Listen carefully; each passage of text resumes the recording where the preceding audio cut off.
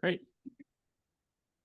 Good morning. I'd like to welcome everybody to the October 1, 2025 Lincoln County Board of Commissioners meeting. I'm seeing Commissioner Casey Miller in attendance. Do we have Commissioner Claire Hall? I'm here. Thank you. We have a quorum. We have two recognitions and proclamations today. The first one, I'm going to have Commissioner Miller, if you would be willing to read the one for 4-H. I would. Thank you. Sorry. First, we have recognition of service. We have, come join me. I will call your name. We have Richard Davis, Elise Jordan, Susan Traxel, Carl Vertner, and Rachel Brooks.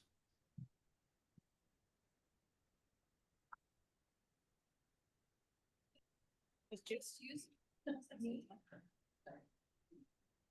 Hi. Thank you. Congratulations. Thanks.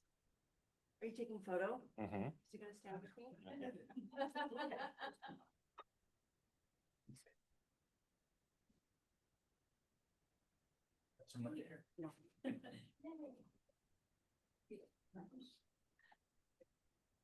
Okay, now we have to recognize some new employees. We'll have Allison from HR come up and bring them up.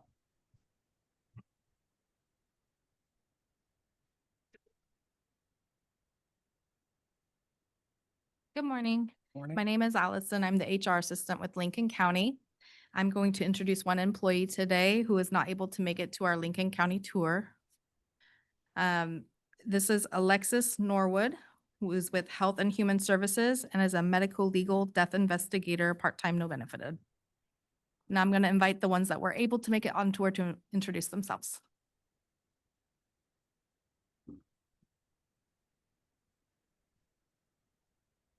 Hello, and thank you. My name is Dave Dalton. I am the program manager for the Adult Outpatient Behavioral Health in HHS. Thank you, David. Good morning. My name is Amy Edmonds, and I work in HHS as a behavioral health administrative assistant. Thank you and welcome aboard. You?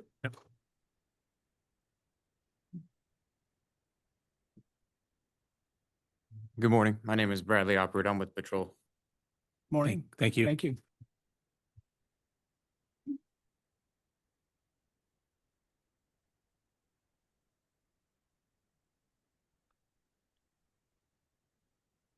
Good morning. My name is Weston Cook. I'm an epidemiologist with public health. Awesome. Good morning.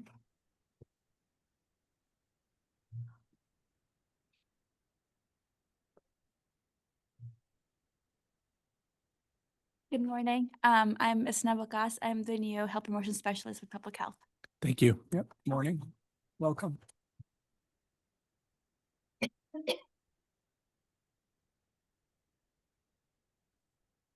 morning. My name is Roy Chandler. I work in the IT department as the systems administrator. Awesome. Thank you. Good Welcome morning. aboard. Thank you.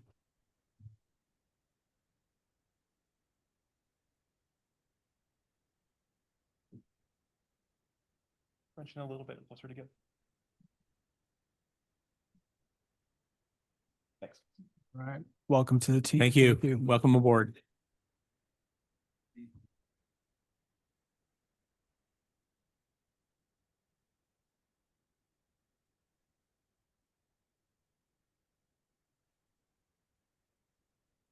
All right, and now I will ask Commissioner Miller to read the declaration.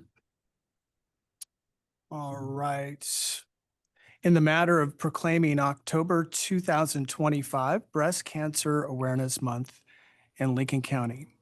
Whereas October is National Breast Cancer Awareness Month, and whereas National Breast Cancer Awareness Month is an annual campaign to increase awareness of this disease and increase public knowledge about the importance of early detection of breast cancer diagnosis and treatment. Whereas the American Cancer Society recommends annual breast cancer screening with mammograms starting at age 40. Early detection saves lives, so schedule your mammogram today. 15 minutes could save your life. And whereas many organizations continue to search for a cure through vital research and physicians and public health professionals and advocates continue to educate our community about the awareness and innovative advancements in early detection and treatment. And whereas the Lincoln County Board of Commissioners supports breast cancer research and recognizes the trauma breast cancer brings and understands that this horrible disease strikes women and men within Lincoln County.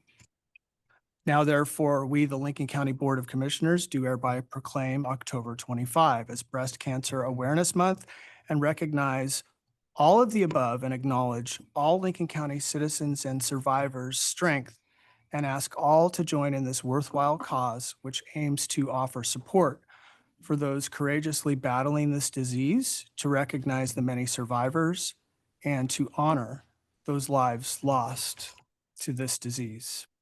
Okay, I guess we didn't go in order, Commissioner Miller. I'm sorry. Can I bring Amy Beck and Janine Duxbury Baggerly up here to educate us a little bit before we do make this Okay. proclamation? Morning. My name's Amy Beck. I'm the program manager for the Lincoln City Coastal Healthcare Clinic. Is that better? Start over. Good morning. My name's Amy Beck. I'm the program manager for the Lincoln City Coastal Healthcare Clinic. And I'm here today to announce Janine Duxbury Baggerly, our RN for Coastal Healthcare. And we want to kick off the October is Breast Cancer Awareness Month. We'd like to go over a couple of important early signs and detections of the breast cancer. Sorry. And you've got it, Janine. Okay, thank you. All right. All right. To understand the importance of early testing and detection, I think it's important to understand the scope of the problem. So we did prepare some statistics to share with you, and the data that we're presenting today is drawn from several sources: the American Cancer Society, the National Cancer Institute, and Breast Cancer Research Foundation. Breast cancer is the most common cancer among women in the United States. It's second only to skin cancer. Male breast cancer accounts for less than 1% of all breast cancer cases. For the year 2025, the estimated breast cancer statistics for the United States are as follows. New cases for women, 316,950. For men, 2,800. Sorry. Sorry, totally unexpected. All right. Deaths, 42,170 for women, 510 for men. The lifetime risk of developing breast cancer for women is 13%, and for men, 1 in 1,000. So what is the 5-year relative survival rate? Good news. 91% for women, with a higher chance of survival if diagnosis occurs at an earlier stage, and 89% for men. Some additional notes: disparities do exist in breast cancer incidence and mortality rates based on factors such as race, ethnicity, and socioeconomic status. The good news is that the death rate from breast cancer has been declining in recent years. Breast cancer awareness is a global campaign to raise awareness about breast cancer, to promote early detection and support research and treatment. So what are we doing to promote early detection, research, and treatment? While previously it was recommended for self-breast examinations to begin at age 20, newer research has not shown a clear benefit of regular physical breast exams done by either a health professional or by women themselves. There is little evidence that these tests help find breast cancer early when women are also getting screening mammograms. Most often, when breast cancer is detected, it's usually because you've discovered a symptom or a woman discovers the symptom during her usual activities, such as bathing or dressing. It's really important for women to be familiar with how their breasts normally look and feel, and they should report any changes to a healthcare provider right away. Now, Just because the American Cancer Society does not recommend regular clinical breast exams or breast self-exams as part of a routine breast cancer screening schedule, this does not mean that these exams should never be done. In some situations, particularly for women at higher than average risk, for example, healthcare providers may still offer clinical breast exams along with providing counseling about risk and early detection. And some women might still be more comfortable doing regular self-breast exams to keep track of how their breasts look and feel. But it is important to understand that there is very little evidence that doing these exams routinely is helpful for women at average risk of breast cancer. So what are the general recommendations? For women aged 40 to 74, annual mammograms are recommended. Women aged 75 and older should continue annual mammograms if they are in good health and have a life expectancy of at least 10 years. High-risk women, these are women with a family history of breast cancer, dense breasts, or other risk factors may need to start mammograms earlier or have them more frequently. Some specific guidelines from the American Cancer Society. They recommend annual mammograms for women aged 40 to 54, and then every other year after 55. The Breast Cancer Research Foundation recommends annual mammograms for women aged 40 to 74, and then every other year after 75. The U.S. Preventative Service Task Force recommends biannual mammograms for women aged 50 to 74. So it's important to consult with a healthcare provider to determine the most appropriate mammogram schedule based on individual risk factors. To aid in the prevention and early detection of breast cancer, there are some lifestyle goals to be considered. Maintaining a healthy weight. It's been shown that obesity is a risk factor for breast cancer, especially in women who are postmenopausal and not on hormone therapy.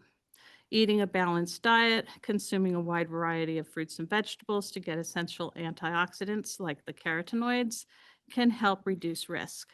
Choosing healthy fats, incorporating fats such as olive oil instead of butter. Regular exercise is associated with reduced risk of breast cancer as well. Limiting your alcohol intake. It's been shown that drinking alcohol does increase the risk of breast cancer, and the risk increases with the amount of alcohol consumed. So the recommended allowance that I've seen recently in research is 1 serving per day. Avoiding smoking. Studies show that smoking contributes to breast cancer risk, particularly for premenopausal women. Some other factors to consider, breastfeeding is helpful in reducing breast cancer risk. Being aware of your family history, if there's family history of breast cancer, and that it's an important risk factor. And you want to consult with your doctor or your physician about regular screening and any genetic testing for inherited risk factors like the BRCA1 and the BRCA2, as well as potential preventative medications if you are at high risk. Some of the symptoms that we're looking for, a lump or a thickened area under the arm, or is probably the most common sign, usually feels like a hard knot. Swelling or change in the size or shape of the breast. Skin irritation or dimpling. That skin irritation or dimpling can look like the orange peel skin. Some redness or scaling, thickening of the nipple or the breast skin, and then nipple discharge. So anything other than breast milk, right? Shouldn't be having any blood or clear discharge. It's crucial to see a healthcare provider for any new or changing lumps or breast abnormalities, as early detection is key to successful treatment. So what can Coastal Healthcare do to aid in the detection and treatment of our patients? As part of a patient's annual exam and care gap monitoring, patients are screened for the need for a mammogram based on their family history and national recommendations. Our process is, and we place an order that is usually sent to imaging department of the patient's choice in our community that is mostly Samaritan Health Services. For patients with financial burdens, there are some resources available in the community for assistance. Patients can sign up for ScreenWise, which is for the underinsured or the uninsured. Oftentimes that may cover the cost entirely. Samaritan also offers financial assistance for imaging to patients that qualify, could also cover it in fully or at least offer them an assistance payment plan. If a patient's mammogram comes back with abnormalities, coastal healthcare providers are going to request additional studies based on the radiologist's recommendations. So that can include imaging or testing such as diagnostic ultrasound or a breast biopsy. If results are positive, then we refer the patient to oncology. So Coastal Healthcare also has a community health worker that can work with patients in finding their best options. And that is our presentation for today. We thank you for your time and get those puppies checked. Thank you for that. I'll now see if any of the commissioners wish to have any questions. We'll start with Commissioner Hall. Do you have any questions or statements for the people? No, I don't. Thank you. Thank you. Commissioner Miller? Just want to say thank you for your work and, encouraging everybody to be proactive. Our mission of public health is important. We need that awareness. So thanks for your time today. And we support you. Thank Yeah. you for hearing us out. Thank you for that. I just have one question. Once, unfortunately, these things do happen, they get diagnosed. Is there, what is the process for some after treatment? Because I know some of the surgeries and things like that can be very traumatic. Is there a network available network after is that? Probably going to be instigated most by the hospital where they're being treated. They're going to be recommending them to, support groups, letting them know what's available in the community to them. I don't unfortunately have that kind of connection in that case. Yeah. Okay, thank you for that. Seeing no further questions, I will entertain a motion to declare this month Breast Cancer Awareness Month. I would make a motion that we proclaim October 2025 Breast Cancer Awareness Month in Lincoln County. Do I have a second? I'll second the motion. All right, we have a motion and a second. All those in favor? Aye. Aye. Thank you. Thank you. All right. I got emotional. Okay. I would like to welcome Heather Tower with the 4-H program up here to update us on 4-H. Morning. Thank you. My name is Heather Tower, and I am the 4-H coordinator, program coordinator for Lincoln County. Typically, I have Shelley Spangler with me, but it is Extension Annual Conference Week, so she is on campus attending that. So for some professional development, but she did send me a little note, so I will read that for her as well. I want to start by thanking the commissioners in Lincoln County for recognizing National 4-H Week. It is actually next week, October 6th through the 12th. So it'll kick off on Monday. For those of you who are unfamiliar, 4-H is a positive youth development program that began in the Midwest in the early 1900s. 4-H projects are about creating opportunities for youth to find their spark, igniting a passion that will pave a positive path to their future, and encouraging the 5 C's: competence, confidence, connection, character, and caring. Traits we hope that youth carry into adulthood. Originally, 4-H is 4-H programming focused on agriculture education, but has grown in the last 100 years to provide a wide variety of programs and project areas. As you guys know, Lincoln County is not a very ag-heavy county. We're actually 35th out of the 36 Oregon counties in ag production. And so our 4-H program looks a little bit different than a lot of the ones across the state. Our largest project areas here in Lincoln County are dog and shooting sports. And we also have a very growing STEM or STEAM program, depending on if you throw the art in there or not. Outside of our traditional clubs, we offer in Lincoln County a very robust after-school program here in Newport and in school enrichment programs that takes the 4-H curriculum into the classrooms. providing typically STEAM or STEM-based programming in those classrooms. 4-H is also a volunteer-driven program, so without our dedicated volunteers, we would not be able to exist. So I would like to thank all of our amazing volunteers throughout the county that have nurtured our program throughout the years. And I always highlight Sue because this is her 43rd year as a volunteer. Sue Giles is also employed by the county. She's an animal service specialist, but she has had her dog club. This is their 50th year that they will have a club in Lincoln County, so it's very impressive. And her first club meeting is tonight, so if anybody is interested, they will be at the Armory in Newport at 6 o'clock for a dog club tonight. Shelley did, like I said, write a little blurb specifically about our after school and school enrichment programming. That is her primary role in Lincoln County, as well as being a 4-H leader for many years. The 4-H Fun Days after school program continues to thrive with increasing numbers of youth participating in engaging STEAM-based activities. The students are currently working on a couple of exciting projects, one exploring wax relief science using fall leaves and ice dye, and another experimenting in glow-in-the-dark bubbles. In addition to these hands-on projects, Legos are always available along with a variety of materials that encourage self-exploration and creative engagement. After school meets Tuesdays, Wednesdays, and Thursdays at the Newport Presbyterian Church, which is right next to Sam Case Elementary. So many of our students just walk over after school. And there's plenty of space for kindergarten through 8th grade youth who are interested in participating. If you would like more information, you can reach out to myself or Shelley at the Extension office. This is the 3rd year that Shelley's been in the schools, which is really exciting. We had some presence prior to COVID, and then it took us a few years to get back into the schools. She's primarily focusing on the 4th grade kids.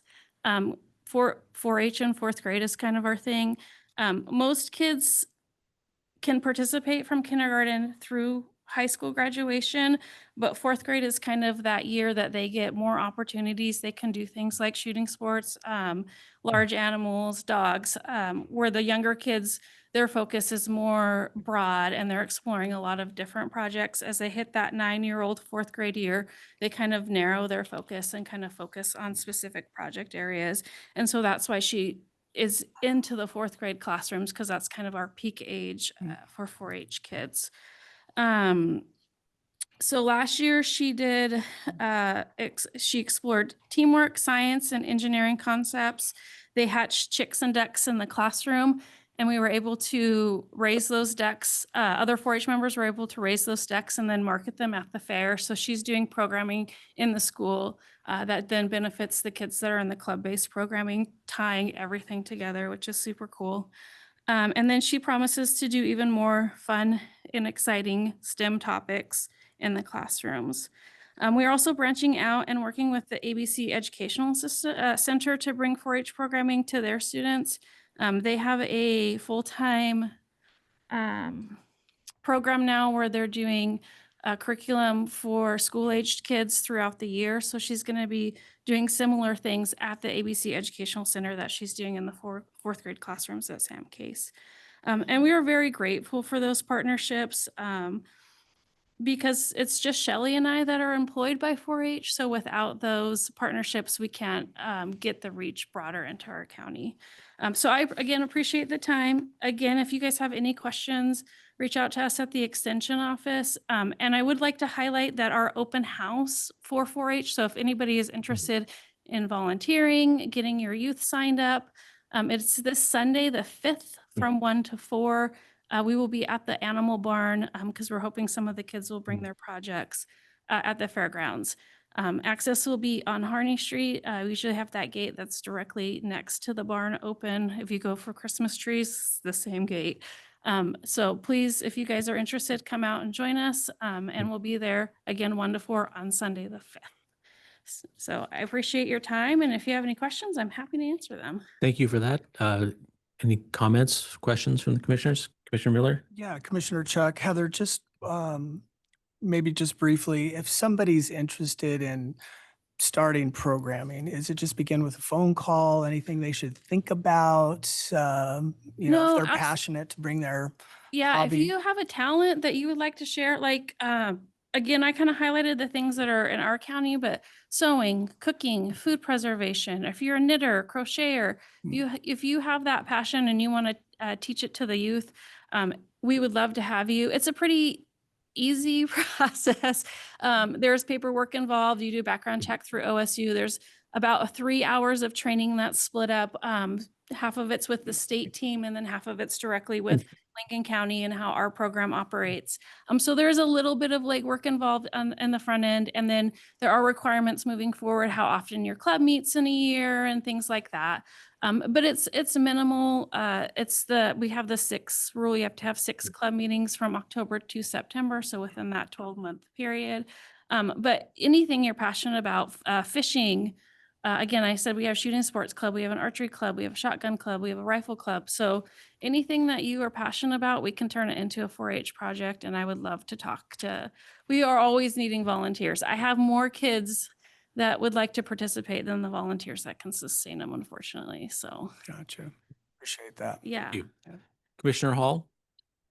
I would just say it's been a great partnership through the decades, and the fact that we have a unique and I think very productive relationship. I believe we're still the only county where we actually contract with 4-H to manage our county fair, and I think that has worked out superbly. So thank you. Thank you, Commissioner Hall. The only thing I would say is thank you. And if you could reach out to Ken Lip and then give him some of the information in case someone wants to contact us and he can forward that on to you. Yeah, absolutely. Like I said, the easiest way I say to find us is just Google Lincoln County 4-H Oregon. There are several Lincoln counties in the state. Ask me how I know, or in the nation. Ask me how I know. Yeah. But Lincoln County 4-H Oregon, and it'll direct you to not only our OSU Extension website, but we also have a 4-H page that we're very active on, that we post most of our events and things like that. So, All right. Thank you. thank you for your time, guys. Any further comments or questions for? Nope. No. Okay. So I will read before the Board of Commissioners for the County of Lincoln, Oregon, declaring the week of October 5 through 11, 2025, National 4-H Week in Lincoln County. Whereas this year's National 4-H Week theme, Beyond Ready, reminds us that 4-H is building a ready generation, a world of change, and equips young people with skills for the future while meeting them where they are today. Whereas 4-H is America's largest youth development organization, empowering over 6 million youth across the country to become confident leaders, prepared for a rapidly changing world. And whereas in Oregon, 4-H supports over 20,000 youth each year, equipping them with the skills, confidence, and resiliency needed to thrive in both body and mind. And whereas Oregon 4-H is delivered by Oregon State University Extension Service, a dynamic network of over 600 professionals across extension offices and experiment stations statewide, providing youth with hands-on learning experiences in agriculture, the arts, STEM, leadership, and civic engagement. And whereas National 4-H Week celebrates the innovative programs and opportunities 4-H offers, showcasing the remarkable 4-H youth and volunteers in Lincoln County, Oregon, who contribute daily to making a positive impact in their communities and beyond. And whereas, Hold on. Oh, excuse me. Sorry. Please continue. okay. Whereas 4-H's vast network of over 600,000 volunteers and 3,500 professionals serve as a foundation of mentorship, guiding youth to become leaders, entrepreneurs, and change makers, preparing them for success now and in the future. Now, therefore, the Lincoln County Board of Commissioners hereby proclaims October 5 through 11, 2025 as National 4-H Week throughout Lincoln County, Oregon, and encourage all our citizens to recognize 4-H for the significant impact it has made and continues to make by empowering youth with the skills they need for a lifetime. After that, I will take a motion to declare the following week, October 5 to 11, National 4-H Week in Lincoln County. Mr. Vice Chair, I would so move. Thank you. I have a motion, a second. I'll second that motion. Okay. All those in favor? Aye. Aye. Thank you. Thanks, Heather.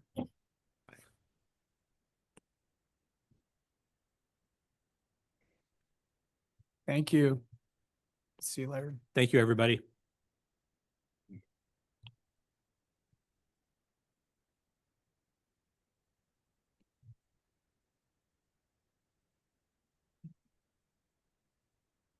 All right, we move on to the consent calendar.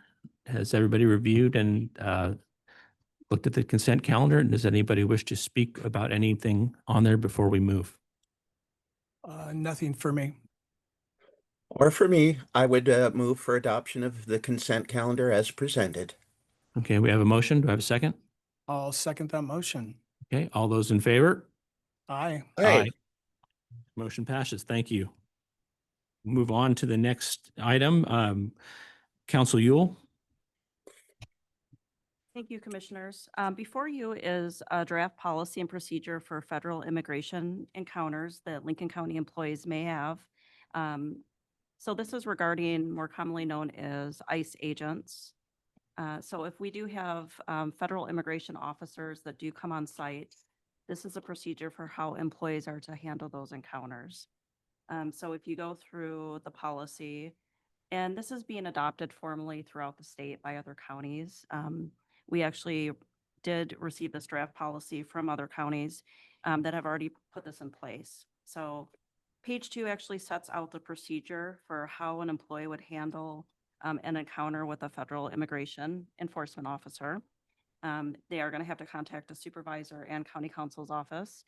If there's a judicial subpoena, warrant, or order, that's something that county counsel's office would determine. If it was just an ICE warrant, which is different than if it's an actual signed judicial warrant by a judge or magistrate. So again, it's just a procedure that we're formally putting in place. We've done trainings with departments since February, but this is just more formally putting in place a procedure. So all departments have some guidance on how they would approach this. I'll take any questions. Any questions for Council Yule? No questions for me, Commissioner Chuck. Nor from me. Okay, do we have any discussion on this or are we ready to move on this? Mr. Chair or Vice Chair, Yeah. just briefly, I think this is important. This is timely. You know, we're no longer talking theoretically. We have had one ICE arrest take place in Newport, and you know, this is a difficult and complex situation, to put it very mildly. You know, we're negotiating both the state law and federal law as well, and I am in favor of moving forward with this at this time. All right, thank you. Would you like to make a motion? Commissioner Chuck, You go ahead. Yes. just Commissioner, one go ahead. comment. Yeah, I have seen some support in the community from the American Immigration Lawyers Association. They've got Know Your Rights handouts, and what we're doing is very consistent with the guidance they're providing the community. So, Right. okay. Thank you for that. I'll entertain a motion. Okay, I would move for adoption of this policy. I'll second that motion. Thank you. Any further discussion? Anything from council? Just in section 4.2, it does list contacts. And it said it would list numbers, so I would like to be able to amend to include the 2 numbers so they can contact counsel's office, which is actually listed above. So it would just be with that amendment of the contacts. Are you okay with that amendment? Commissioner Hall? Yes. I as well, that we adopt this policy with the amendment described by Council Yule. All right, thank you. All those in favor? Aye. Aye, thank you. Motion passes. Next, we have request to legalize a portion of South Drift Creek Road. Public Works Director Dewan, will you be presenting?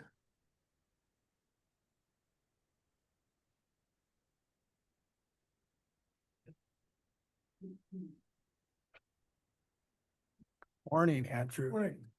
Morning. Hello.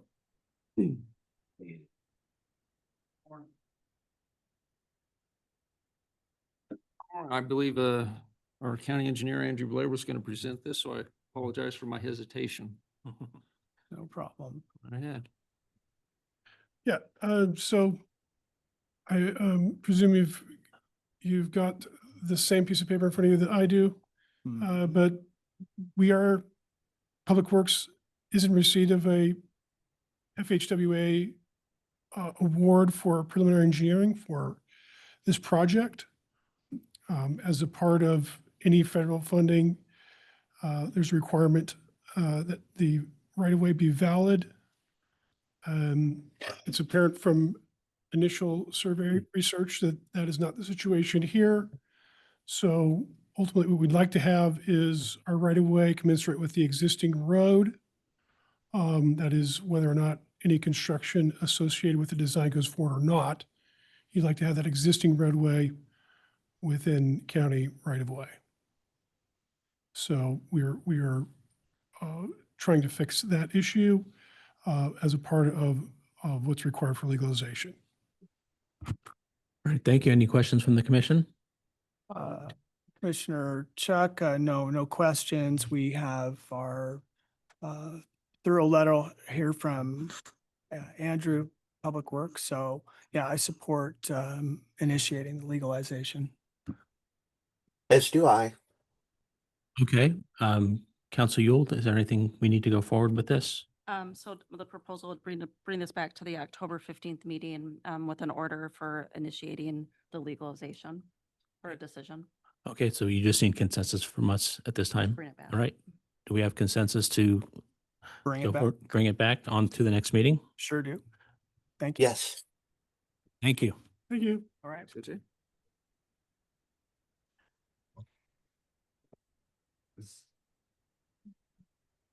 All right, we move on to next item. We did not have anything as far as reports from commissioners or staff. Move on to public comment. I will call you up by name. Please state your name for the record. You have 3 minutes. Direct your comments to the chair, and please note that we do have some rules regarding public comment. First, we have Jenna Wallace. Sorry, go ahead. Yeah. There is one of the written public comments says that it is attaching a letter. The letter came in a format that I can't open on my computer, so I've requested another copy of that. Just wanted to let you know. All right, thank you. Thank you, Kenneth. All right, first person we have Jenna Wallace.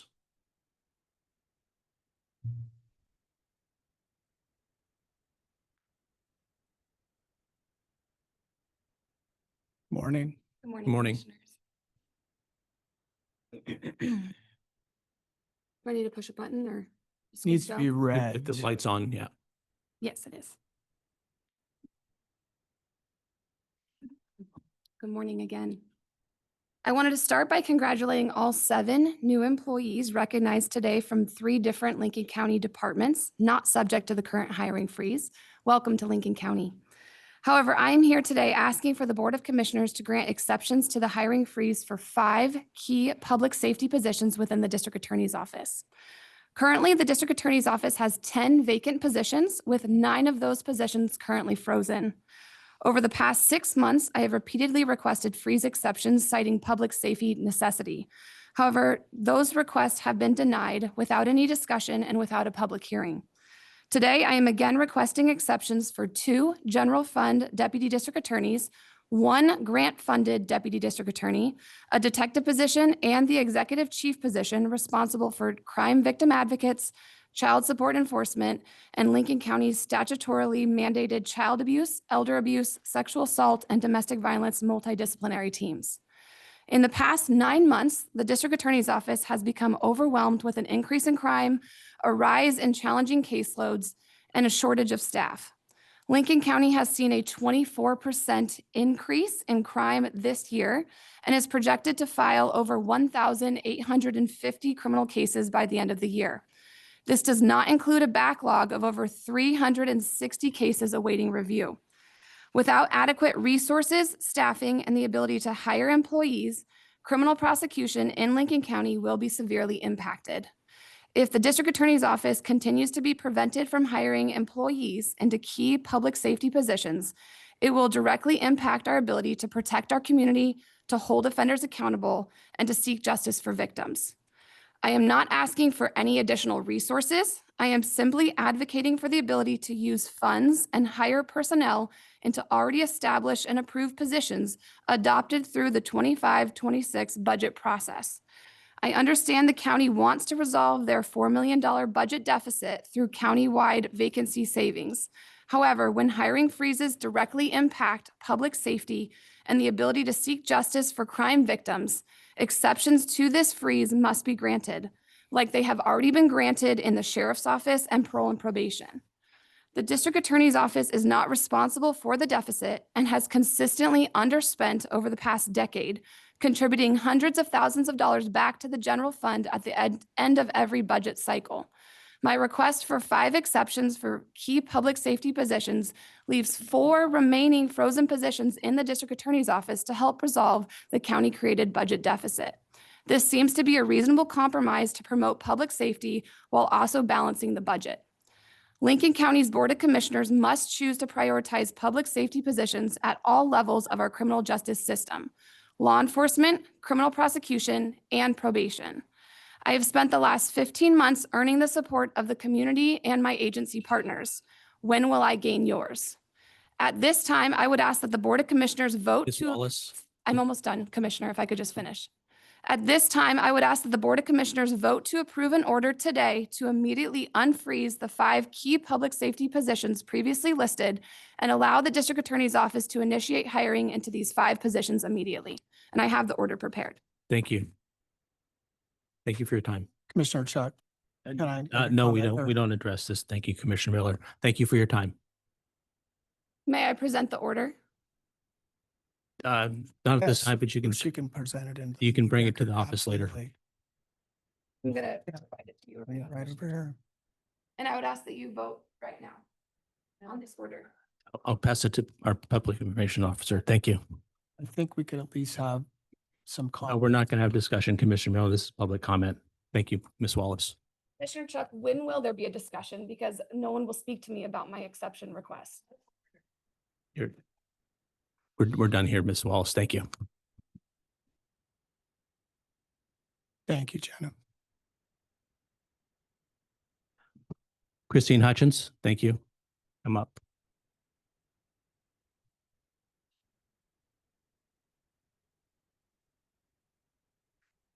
Good morning, Commissioners. My name is Christine Hopkins. Good morning. Thank you. You can hear me? Yes. Good.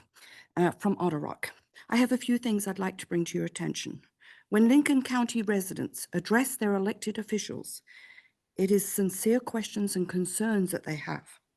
It is not because we enjoy hearing ourselves speak or that we are disgruntled, as has been suggested on a commissioner's Facebook page.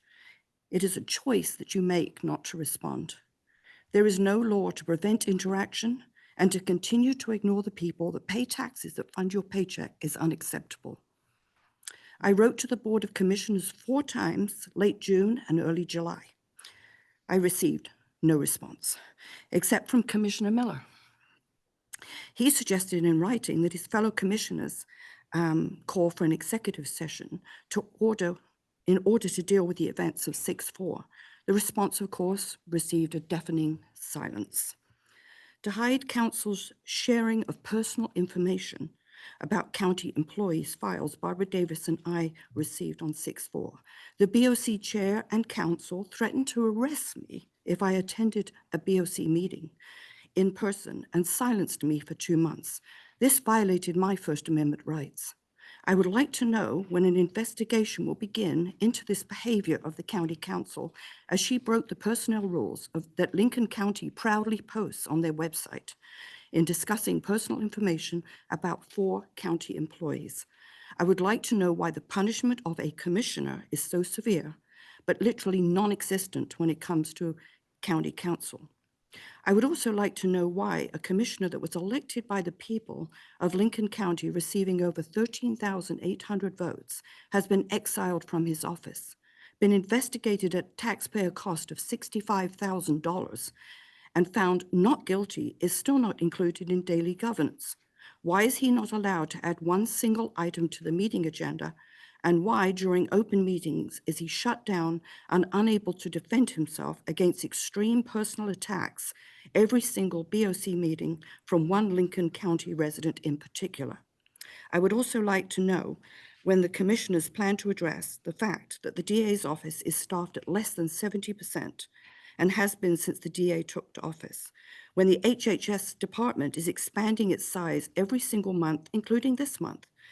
You are risking our safety in not staffing budgeted positions. This must be addressed, or our streets and neighborhoods will suffer and more crime, as people should be facing a prosecutor, are released and have their sentences reduced to a ridiculous level. I pay almost $7,000 a year in property taxes, and I really do expect to get an answer to my questions. So please do so. Thank you. Thank you. Thank you.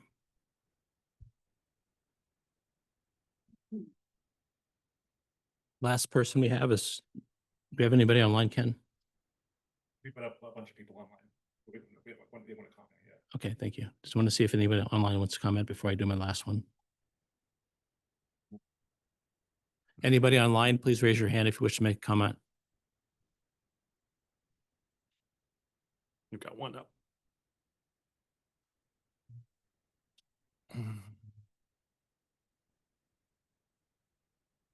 Miss George, if you can hear me, you are now allowed to talk if you'd like to make comment. Can you hear me? Yes, we can hear you. Okay. Boy, I am really, really saddened by the way Jenna Wallace was just treated by all of you, except for, I can say, Casey, once again. I have tried to bring forward the corruption of Lincoln County for quite some time. And it has, through investigating many, many documents, come to my attention, and many complaints and grievances have been filed against this Board of Commissioners and the past Board of Commissioners, judges, officials. I mean, it just goes on and on. And so we do need to have the proper funding and the proper employees for that district attorney right now, Claire. This is getting ridiculous. Anyway, I just want to say that you guys, it's time that you go ahead and admit that I was set up by the judge and by all of you in cohort together. And I've got all the documentations, the ethics have been filed, and it needs to come to a halt. The corruption of Lincoln County is abundant, and it's abundantly clear. Okay, so start standing up for Jenna. Let her start investigating. They need to investigate the board and what you've been doing. I just got a email that Claire scrubbed her computer.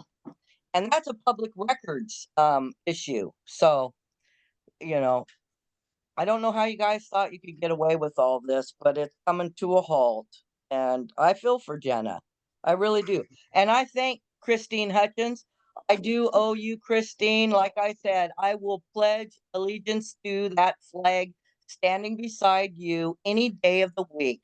I find you as being an honorable person, and so few of those are in this county. So thank you, Christine.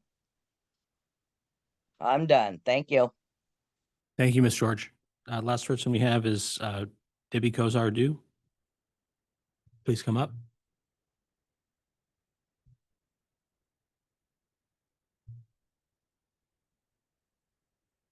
In fairness, I would request more time since our DA abused the comment period by grandstanding.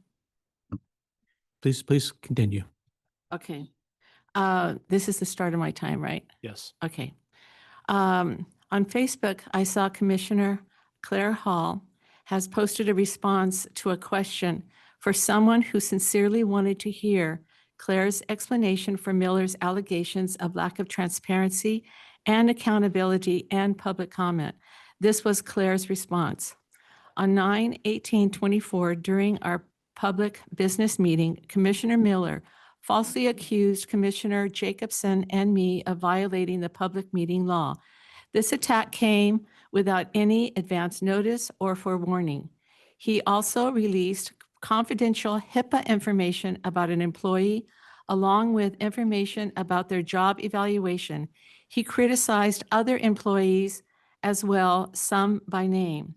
We've asked him to publicly apologize, and to those he falsely and wrongly accused, enter into mediation. We're still waiting for him to respond after a year. We still meet in person with a recording available on the county YouTube channel. The other issue we had with public comment in the past several months has been our DA and her people using this time to air their private grievance with their other employees.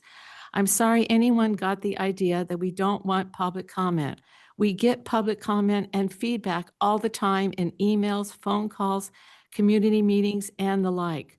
I tell people you don't have to wait for a 3-minute window during the public comment period twice a month to bring your concerns forward. And then this is my statement. Our DA is currently in a budget negotiations with our commissioners. That is why we see private citizens walking through Walmart parking lots seeking DA funding.